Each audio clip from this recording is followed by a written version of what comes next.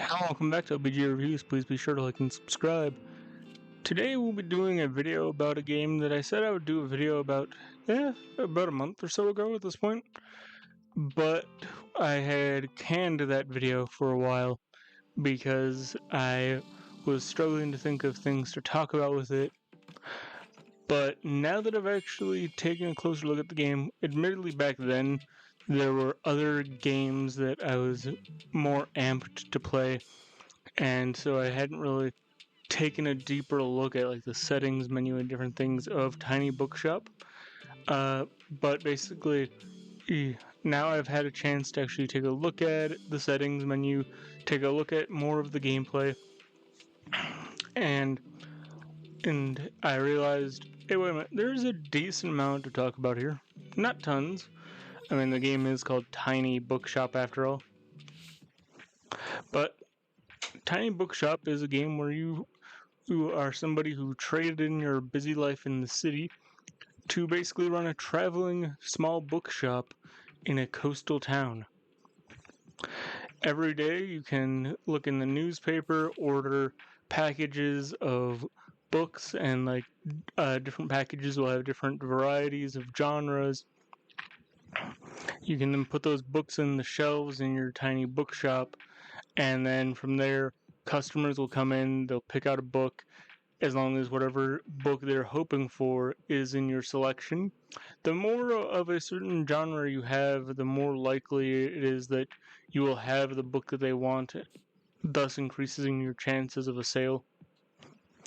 But there are also items that increase the chances for different genres to have a sale, because the way that decorating in Tiny Bookshop works is each item you decorate your bookshop with has benefits and downsides for different genres of books. One, like let's say a potted plant, it might have like benefits to travel books, but it might have it might hurt the chances for sales for like science fiction books, right?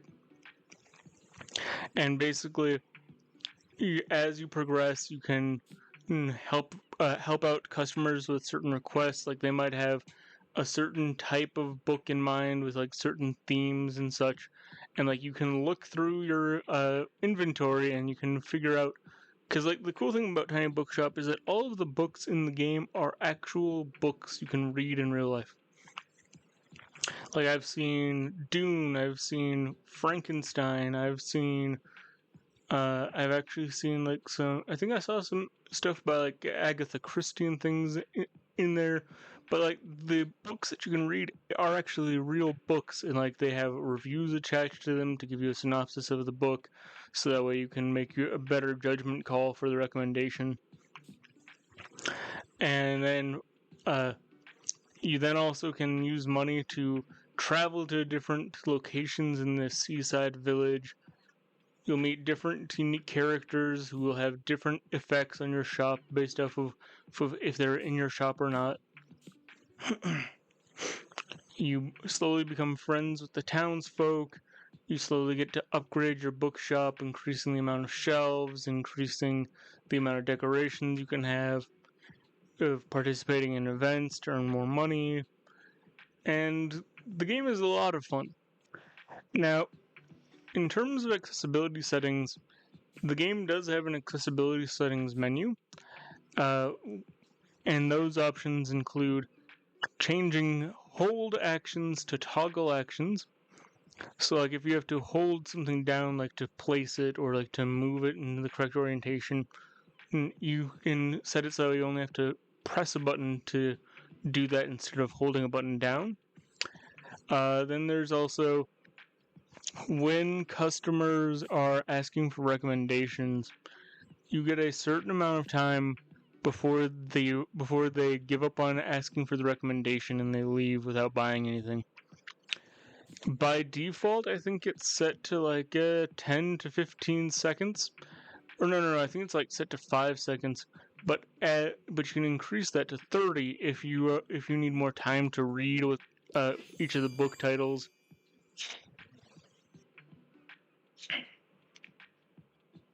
From there, you can also there's also an option to simply have customers automatically accept whatever recommendation you give them, even if it doesn't match the themings that they asked for. Like, if that setting is on, somebody that asks for a science fiction book will be perfectly happy with a nonfiction history book. And then beyond that, the game also does have an accessibility setting that isn't necessarily listed as an accessibility setting, but I think is really helpful. See, by default, each of the genres are meant to be different colors to help you distinguish them on the shelves easier. You can change the color that each genre is. So, like, by default, crime books are red, travel books are blue, fantasy books are like, I want to say it's like green or purple. And then, like, basically you can go through and you can change those colors. So, like, let's say you have color blindness issues, you can make it easier for you to notice certain genres. And that's really all I've got to say about Tiny Bookshop. The game is wonderfully relaxing and just an enjoyable experience. I enjoy trying to optimize my profits within my tiny bookshop. Next week, I have no idea what video will be coming out because I'm recording videos and prepping things so that way me and my mother can travel back to Michigan soon, and so things are kind of in a jumble right now and probably won't get straightened out till a little bit into our time back in Michigan. But whatever it is, I'll see you guys then. But I will tell you about one game that I'll be making a video about pretty soon. See,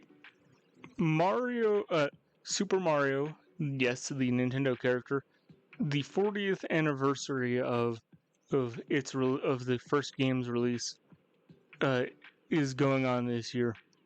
For that release, Nintendo released Mario Galaxy and Mario Galaxy 2 with some graphical and overall performance increases and improvements to go onto the Switch 2.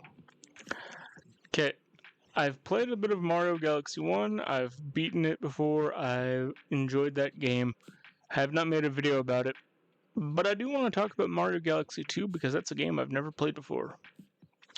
See you guys then, bye!